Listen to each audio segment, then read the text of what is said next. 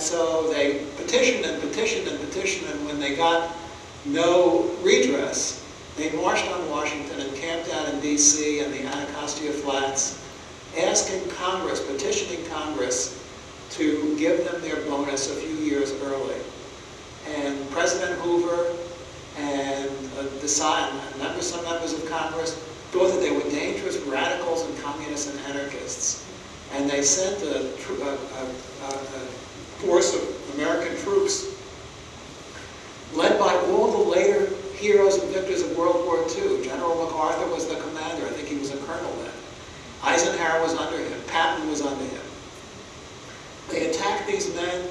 They attacked them with tear gas. They burned down the tents and dwellings that they had temporarily built, and they drove them out of town. And this, I think, probably was one of the things in the early 1932 that helped elect FDR as president. And so you get, but here in 1933, it becomes this extraordinary number in a musical. If you've ever seen the Gold Diggers, you'll remember this, including the studio Warner Brothers, which really specialized in timely stories, often about the Depression. On the posters outside the theater, it often said, "Ripped from the headlines of today." And they were the only studio that tried to, instead of just to escape the conditions of the Depression, to try to make some kind of movie entertainment out of it, or often to make radically, socially critical films about it, such as another film of 1932 called I Am a Fugitive from a Chain Gang, a movie which has one of the darkest endings of any Hollywood film, where someone who's been a fugitive, who's been arrested falsely, he's been railroaded, he's been on a chain gang, finally escapes. He escapes once and foolishly allows himself to be sent back. He escapes again a second time. It's a haunted image of himself. He furtively contacts his wife, and he says, "I can only speak to you for a couple of minutes, they're after me." And she cries out to him in the darkness, and she says, "What do you do? What do you do? How do you live?" And the last line of the movie is, "I steal." And then the movie ends that way. And no Hollywood film has ever ended on such a dark note. Anyway, more often, the Depression references were much more oblique, as in gangster films like Public Enemy or Little Caesar. And this is the image that I had before. No, this is not. Sorry. No? Okay. You'll have to take that on faith. In these stories, a man ruthlessly claws his way to the top from the gutter, and this was really the only version of success that was emotionally available to people in the Depression. Not the ordinary forms of success through earnings, through business, and so on. What people were fascinated by during the Depression were these sudden dramatic changes of fortune, such as the showgirl, for example, in 42nd Street, stepping out of the chorus after nearly fainting from hunger, and becoming the star overnight. This appealed to Depression audiences. Or the story of the gangster, like Jimmy Cagney or Edward G. Robinson, clawing his way up to the top, ruthlessly, amorally, and then, of course, ending up back in the gutter again at the end. Or other stories like this, the great series of dance musicals featuring Fred Astaire and Ginger Rogers, who play in all the movies. There's a formula to all the films. They play two seemingly mismatched people who learn to make beautiful music together. That's the only way I can put it. I'll talk about that a little later. Other things that were popular during this period were historical romances like Gone with the Wind. Here's Fred Astaire and Ginger Rogers in one of the most brilliant images from the movie Swing Time. It almost seems like they're levitating. It almost seems like they're lifting up off the ground. In my book, I talk about why Depression audiences, whose lives were so drab, were so fascinated by the images of elegance, of the nightclub world of the 1920s, of the world of the very rich. And this is a great paradox. It's almost a self-answering thing. They didn't have it, they loved it, okay?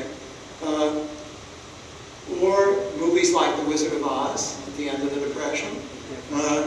I'll talk a little bit about Wizard of Oz. Seemingly harmless and heartwarming musical.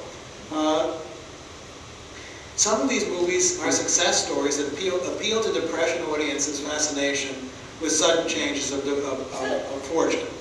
Others were tales of crisis and recovery that also resonated with the concerns of the time. The Wizard of Oz, very few people have talked about The Wizard of Oz as a Depression movie, as I do in the book. As you'll recall, it opens in black and white in Kansas, in a very, very run-down farm in Kansas, which looks like Depression America, even though it goes back to the original novel, which was much earlier.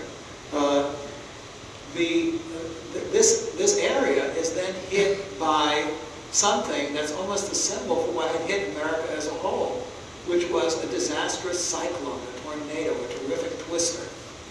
And this, as you recall, catapults Judy Garland into a dizzying shift to another world, a world in which she meets these other characters, the Cowardly Lion, the Tin Man, and the Scarecrow, and she's looking to find a way home. They're looking for other things. They're looking for certain things that they feel are lacking in their lives. Mind, heart, courage, which by chance, or not by chance, were exactly the ones America needed to get through the Depression. And I talk about The Wizard of Oz as a road movie, because there were so many road movies of in the 1930s. It's amazing that no one has ever realized that the yellow brick road that leads to the Emerald City is another version of the Depression road movie. And Dorothy's joining up with these characters is another version of the way people felt they had to hang together in order to survive the Depression. When they reach the Emerald City, and supposedly they're going so that the wizard can bail them out and give them the things that they need, the wizard turns out to be a huge fraud. He looks a little like FDR. But instead of doing what they ask him to do, what he tells them is that they already have all the qualities which they need to get home: the mind, heart, courage, and so on. In other words, it's a kind of Republican message. You think you need the New Deal to bail you out? If you look in your heart, you'll find all the resources that you need in order to make your way. So it's very interesting. I won't go into the same detail about Gone with the Wind, but in my book I talk about Gone with the Wind as a similar story to The Wizard of Oz.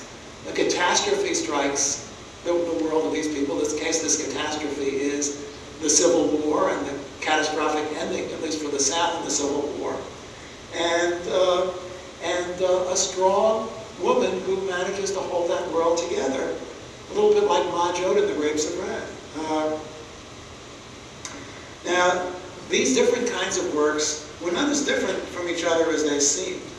Both Gone with the Wind and The Grapes of Wrath center on strong women trying to hold their families together in a time of great troubles. Those serious works of the period tended to be rather downbeat, while popular works like Pennies from Heaven, songs like Pennies from Heaven and Wrap Your Troubles in Dreams were usually much more optimistic. They shared a similar message, which was also the message of the New Deal. And that message, if I had to put it with brutal brevity, I would say, separately we fail. Together we may have a chance. Survival takes courage and determination, but it also takes help and encouragement, a recognition that even as we remain individuals, we are all in the same boat. And the text that I use in the book to demonstrate this is a text not from the art so much, but I quote the way Roosevelt put this so memorably in his second inaugural address in 1937. And here are just a few lines from that speech. He says,